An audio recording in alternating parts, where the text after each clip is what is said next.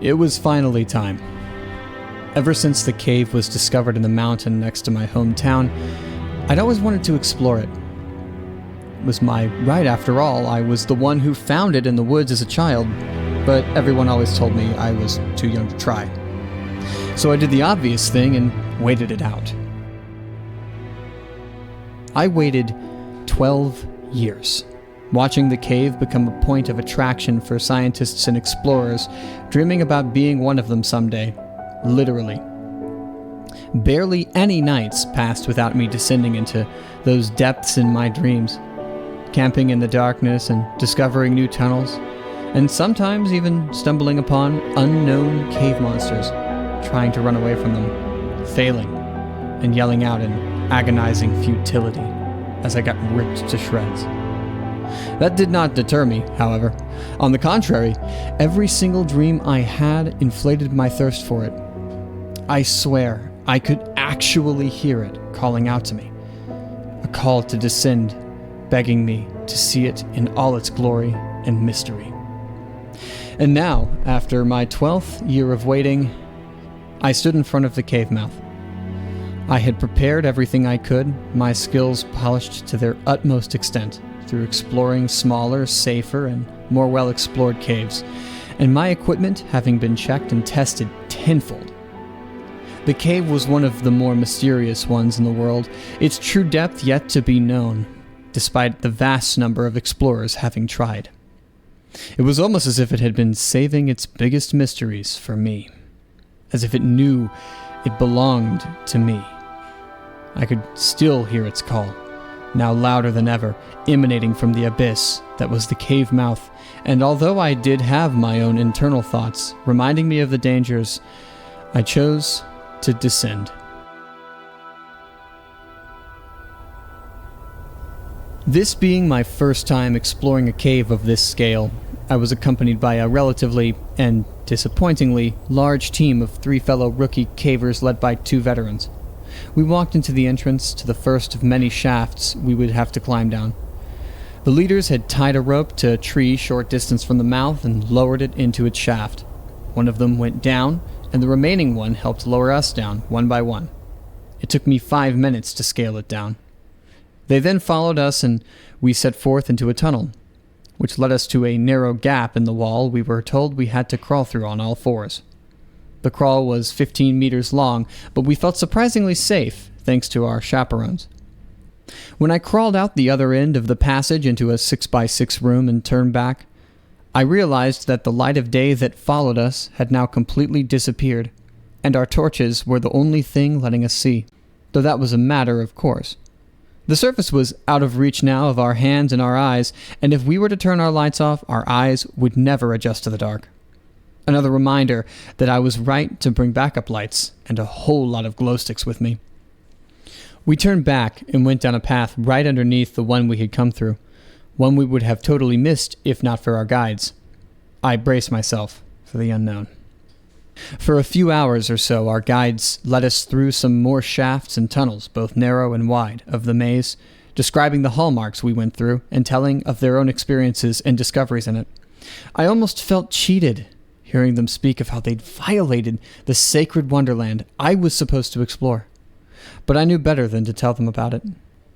They also explained how caving is actually not as scary as most would believe, and you're only really in trouble if you get injured or lack supplies, equipment, or company. That made sense, considering how easy it had seemed, but it too carried with it a feeling of dissatisfaction, a feeling that I had been cheating. We had to descend for 5 hours before we reached the first supply camp, a large limestone chamber 1,500 feet underground and 22 meters wide. We rested there, cooked and ate our canned food, and slept.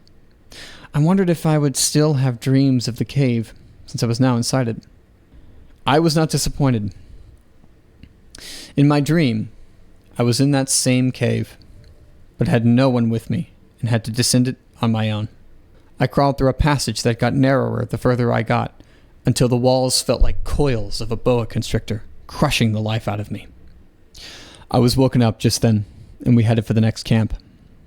The trip was much the same, except there were more narrow passages that we had to crawl through on our torsos. We reached the second camp by descending a 60-foot column into a much bigger chamber, more than 3,000 feet underground. Our guides told us this one split into various paths and chambers to scout, and we would be choosing one of those to explore the next day. Around this time, we had heard the sound of water flowing that was much louder than what we had been hearing up until now. The leader told us it was probably some rainwater that ended up flowing into the cave. Seeing the worried looks on our faces, he added that it was nothing to worry about. The water would most likely take one of the passages to flow into and would have to fill up almost the entire cave before reaching us. So even if something were to happen, we would have plenty of time to escape. We did the same as the first camp. We rested, ate, and slept. And I was in the middle of yet another cave dream when I was woken up by the thunderous sound of crashing water. Upon asking, the leader regrettably told us that the worst-case scenario had happened. The water was rising way faster than expected, and we needed to leave. They made preparations to climb the shaft while we gathered only the most important items so as not to slow us down. I felt heartbroken. I don't want to leave. This is what my whole life has led up to. Such thoughts clouded my mind as I tried to figure out what to take and what to leave behind. We still had thousands of feet to climb, so obviously I needed the food. The lights were definitely important too, so was my climbing gear.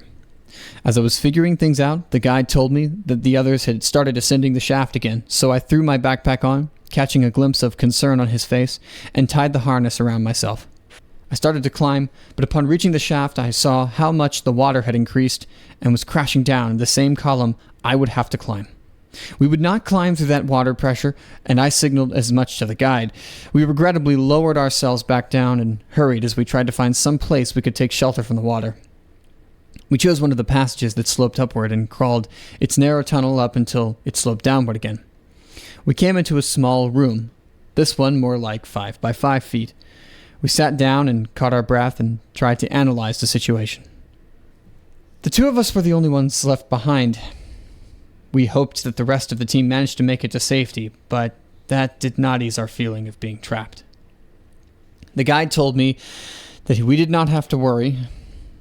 We could try to follow this passage and reach the third camp. Maybe it had survived too. Listening to that made me feel relieved. And upon realizing that, I wondered, was I relieved that we would get out of the cave, or was I relieved that we could continue to descend? Did I take so much time packing up, not out of confusion, but hoping for this exact thing to happen? The more I thought about it, the more it disturbed me. This was the first time I felt fear of my own greed, but it would not be the last. Regardless, I chose to continue my descent. It took us another few hours to get to the next camp, and we reached there after squeezing through a tiny claustrophobic tunnel 9 inches wide that stretched out for 30 meters. It was a grueling process, all the more so with just the two of us. But we pushed through. Upon making it to the camp, we felt overwhelmingly relieved, and helped ourselves to the supplies available. After some much-needed rest and relaxation, the guide pulled out his map and started to review the next plan. He told me there was actually a passage that led directly upwards, and that is what we would be using to get back to the surface. I was not paying much attention, however. My mind was overcome by dread again. Dread of the demon I had come to know as my greed. I saw that right below the passage the guide said would lead us upwards. There was another passage going downwards. As soon as I saw that, my mind let go of everything else. Every other sound, feeling, everything in my visual view was pushed out of my observation. All I could think was, I want to go there. The guide had to shake me to bring me back to my senses. He was concerned for me and told me to sleep for now. We would start our ascent the next day. The both of us laid down to sleep together on the wet rocks. I was awoken a few hours into my sleep. I lay on my side, seeing the cave we were supposed to take visible in the faint light right in front of me, its entrance slightly illuminated, as if showing us the hope inside its mouth, and up its liberating climb. Below that, however, was something different. Below that was a Stygian abyss that was not only gazed into me as I into it, but also called out to me. The call started out as a seducing whisper, only growing into a pleading moan, and eventually going even further into a chilling cry that beseeched, commanded, threatened me to enter it. It was deafening. I could not move. I could not do anything. I understood this was just another nightmare, though that did not make it any easier. The call seemed more than an audiation of my own greed. It was really there, an infernal siren of the depths, making itself known to no one but me. It was so much more terrifying than being chased by cave monsters or crushed by sentient rocks. I was paralyzed and felt so frightened and helpless. I was woken up by the guide around that part. He seemed concerned for me, but I told him I was okay. Told me it was finally time to go, and we had to gather our equipment and supplies. I stocked up on food and water. I was free to take my time this time. He told me that there was a column that we had to scale up. And this time he would go first to see if it was safe, and I would have to wait. I waited for a while, trying my best to avoid so much as looking at the passage below. However, I could not ignore the voices calling out to me. It felt agonizing to resist it. It was also infuriating. I thought I could make it end so much sooner if I just confronted the call and screamed at those demons to stop bothering me once and for all. And so I turned around and snapped my gaze to the entrance with determination to assert dominance over the voices. Unlike anything I could have expected, though, the voices stopped before I could even say anything. They were now replaced by utter silence, broken only by the dripping cave water and the distant sounds of the guide trying to climb high above. I felt tricked. This was what I wanted. The voices had ceased. The entrance to the passage that up until now felt like an impossible, maddening void was just another cave entrance, its mouth illuminated by my light. I now felt none of the pressures I felt forcing me to descend. That, however, was not comforting in the least. The pressure has been replaced with angst.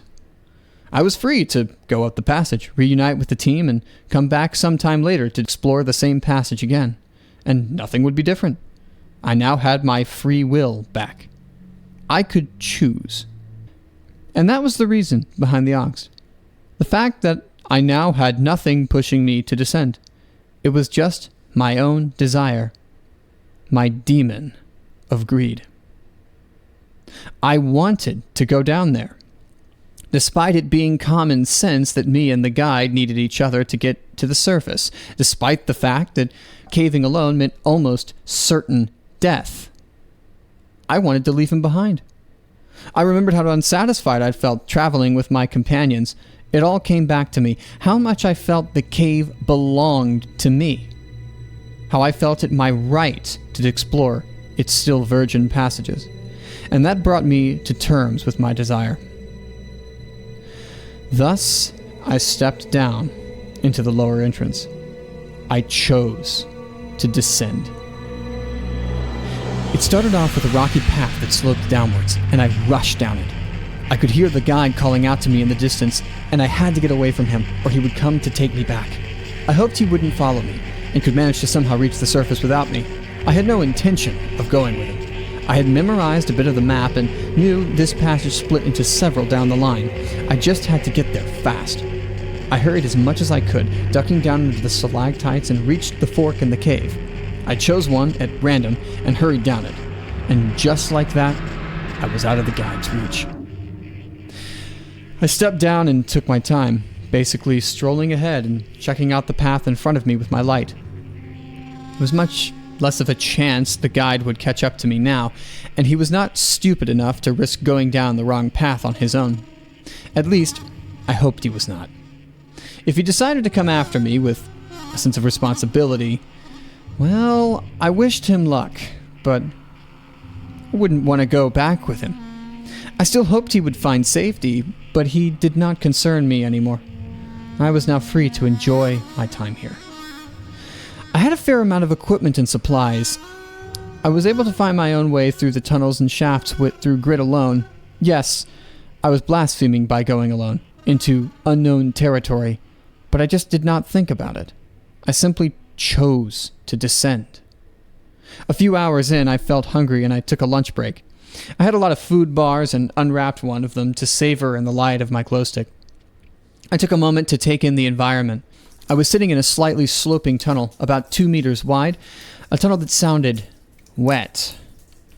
The only sound I could hear was the dripping water echoing through the moist caverns. I felt the humidity, too, on my skin and in my nose as I breathed in the musty, earthy smell. There was no turning back for me now. I would be spending the rest of my life in these wet paths. The dripping water was all I would ever hear. At least, that is what I thought, till another sound caught me off guard. I heard the sound of rock sliding over rock. I was confused. What could have made that sound? Was there someone else there? I thought the guide actually managed to catch up to me.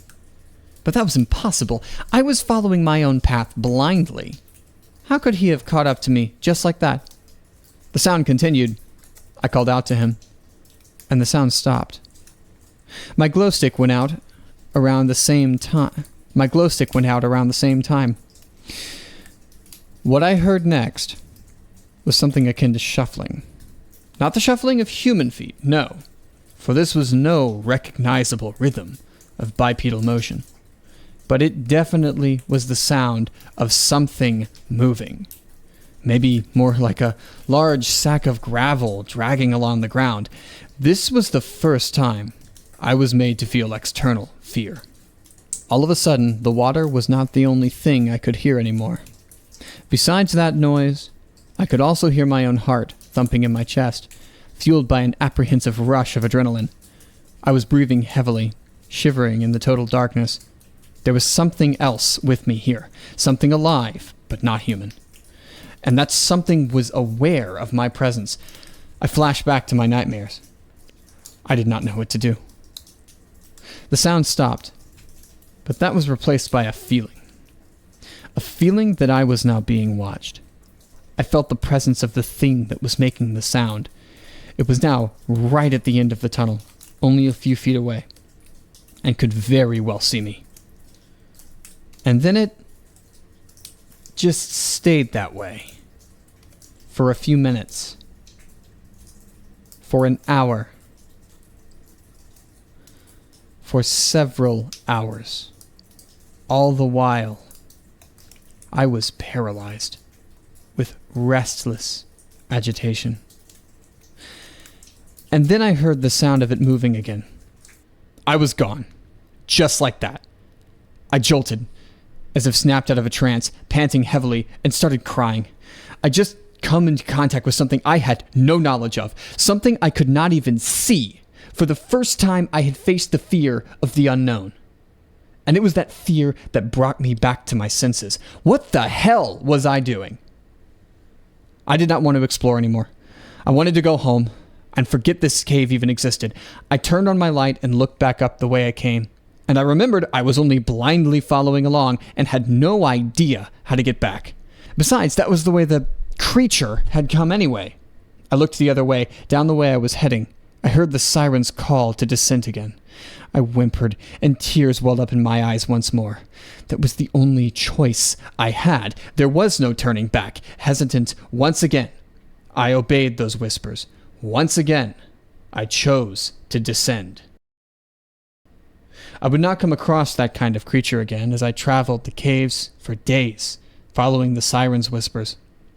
I slept when I wanted to sleep, ate when I wanted to eat, and went when I wanted to go. But I could not stop descending.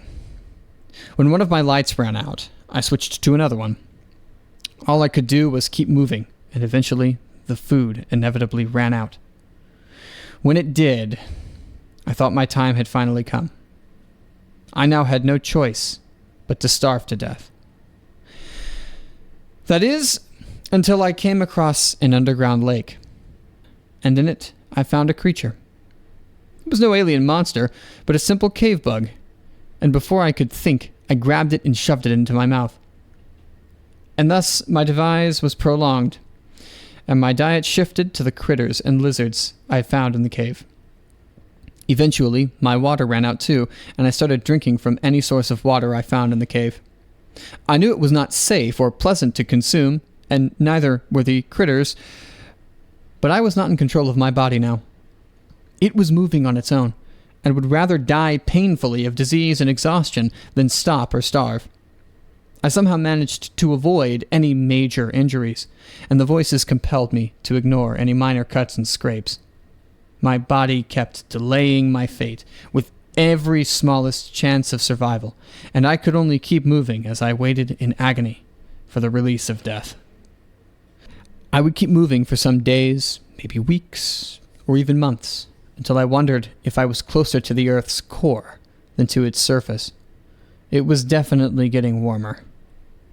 After some time, as I squeezed through the nth tunnel, I dropped into a muddy floor, which caught me off guard, as it had been a while since I had seen anything other than boulder slopes. I stood up and examined the area, which seemed like a warm and slightly misty cavern around 10 meters in diameter, its floor muddied by water dripping from the stalactites. Tripped forward almost instantly as my foot caught onto something. I tried to see what it was that had tripped me and stumbled back again as I realized it to be a human-sized skeleton. I got up again and approached it nervously and picked it up to observe it. It was definitely the size of a human, but not human at all. The skull, for one, seemed more like that of a reptile, and the bones, although thicker and stronger than human bones, seemed hollow. It had 8 limbs, 4 of which seemed like arms, 2 like legs, and 2 that fit the function of both. Each limb ended in 4 finger-like appendages. The ribcage-esque part was a lot wider and denser, and expanded to cover almost the entire torso, and brought to mind a turtle shell. The best way to describe it would be a combination of an insect and a tortoise skeleton. This was clearly a creature, unlike anything humans knew. I looked around. There were at least 4 more such fossils, mostly buried in the mud. Once again, I was reminded of my cave nightmares. I remembered the creature I had met in the dark back then, the one that for some reason chose to spare me. I had not been able to see it then, but I remembered the sounds it made, which looking back could have been akin to what some giant muscular vermiform organism would be like. These things were clearly different. I trudged through the mud in a hurry, wanting not to spend a second more in that damned chamber. I just could not wrap my mind around the fact that I had come across not 1, but 2 species that had been living, unbeknownst to us, so far below the surface. I did not want to think about it, but I could just not stop thinking either. How long had these things been around for? Were they simply animals, or were they intelligent like us?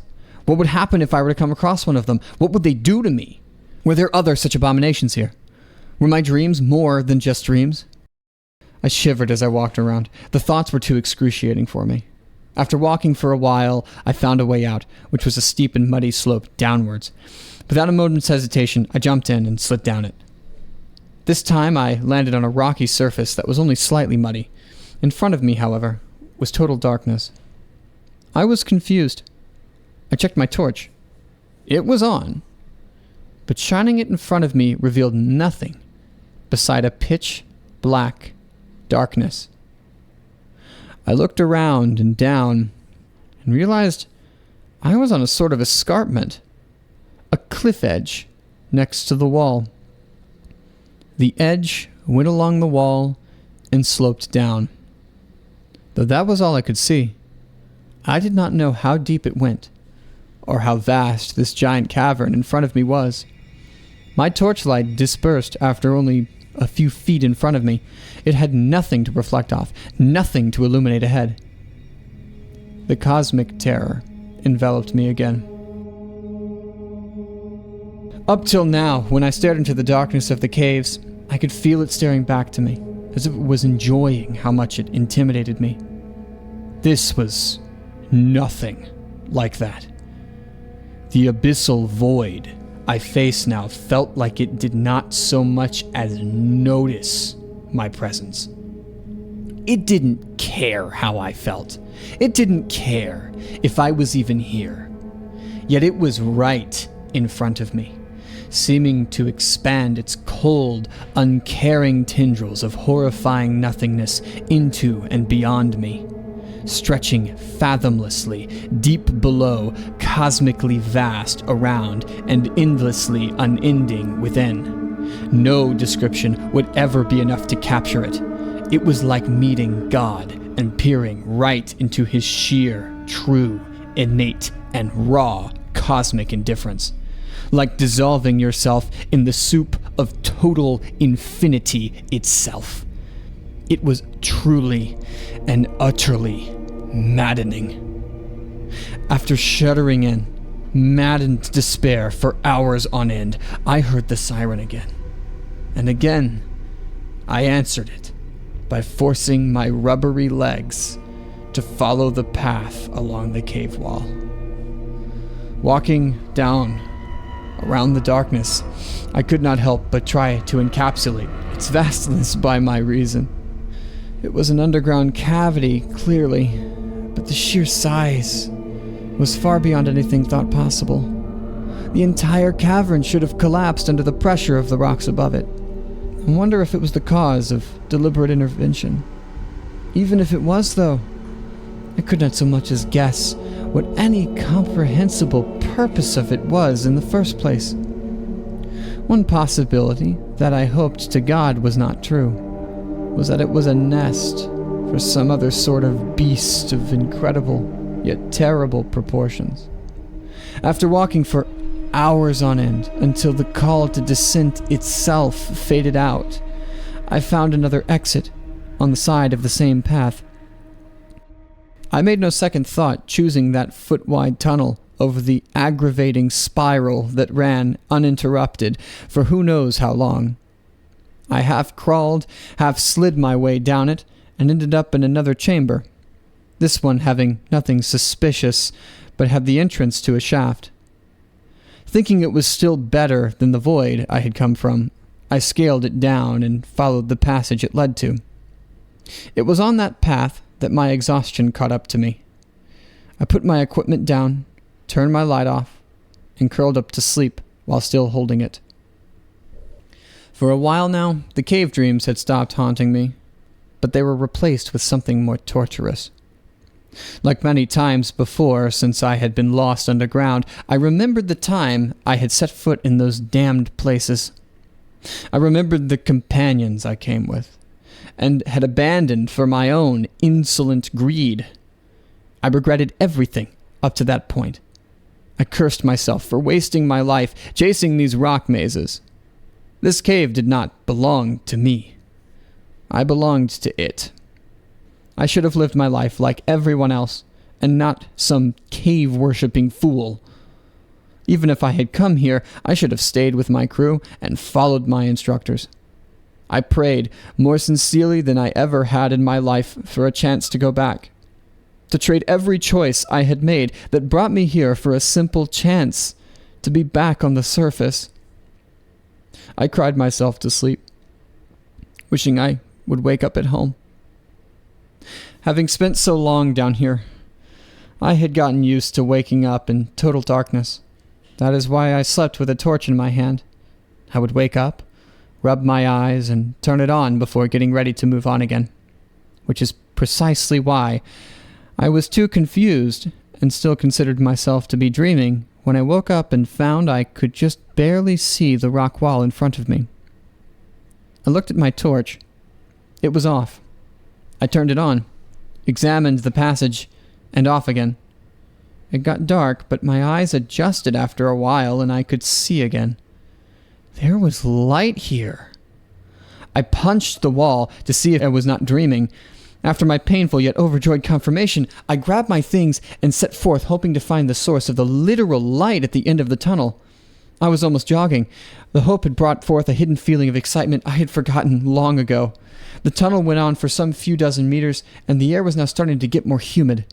I could feel my heart thumping in my chest as I took the last turn and faced the exit that had a few rays of light shooting through its mouth. I stepped forth and cried out in awe at the sight in front of me.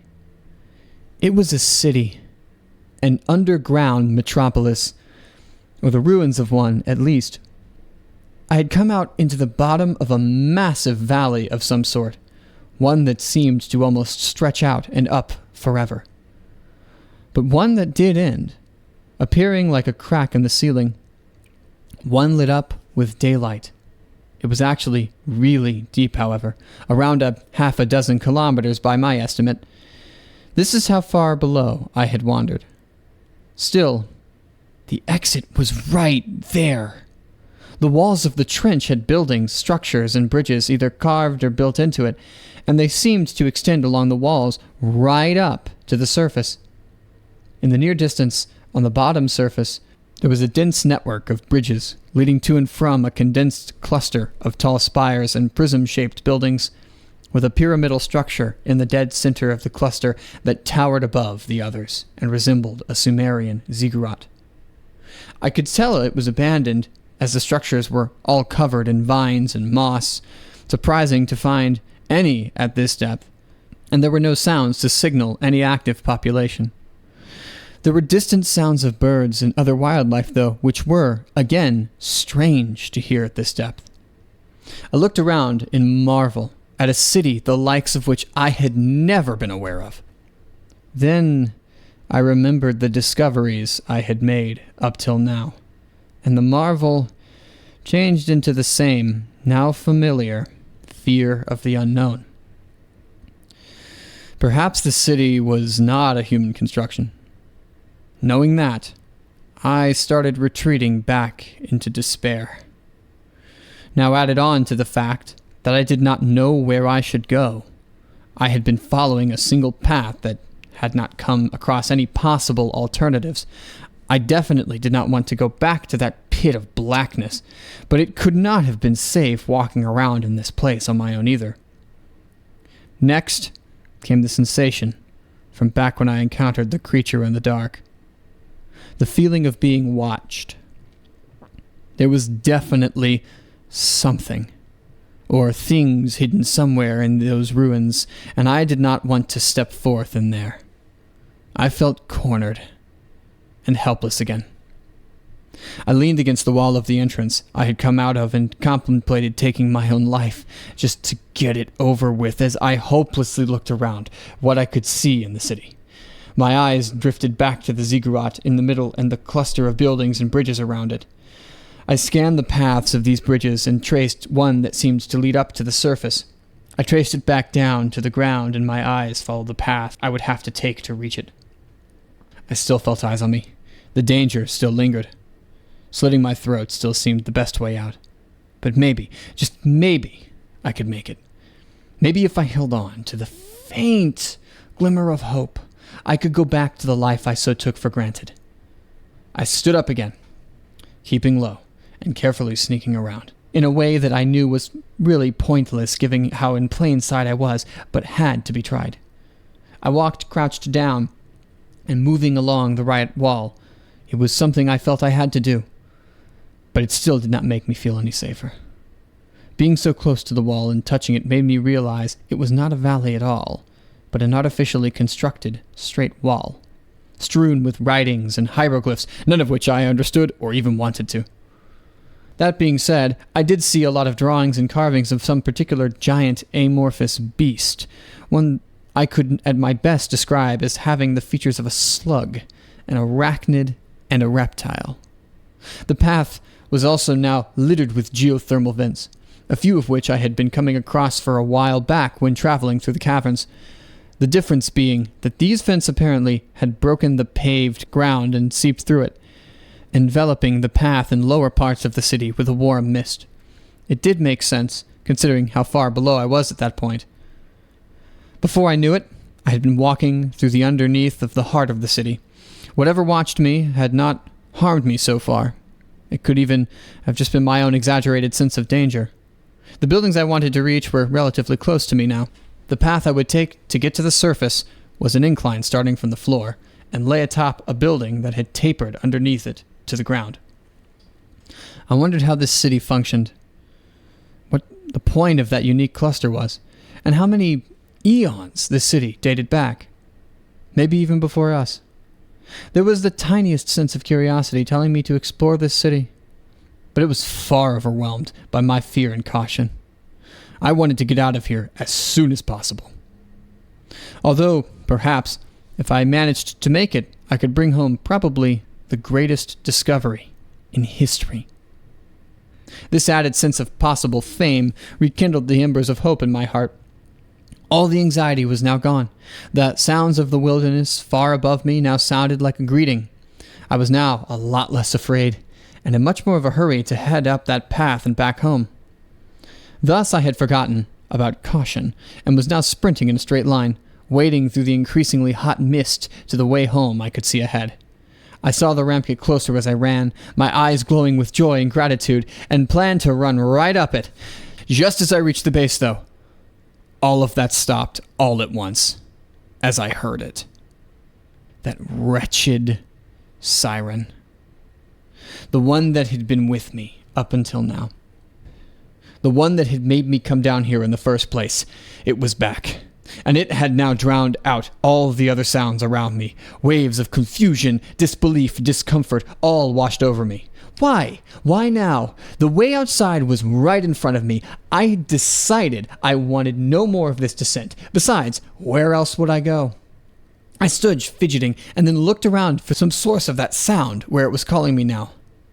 Then I saw it. Another cave, right beside the ramp, on the side of the wedged building. It was enveloped in mist, and now called out to me hauntingly. I shook my head in unbelief. No, I did not want to go there.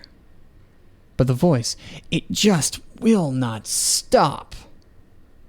I turned on my light to see inside its entrance. It turned on, flickered a bit, and went back out. It had no more battery. I had no other torch left, and I had used up all of my glow sticks.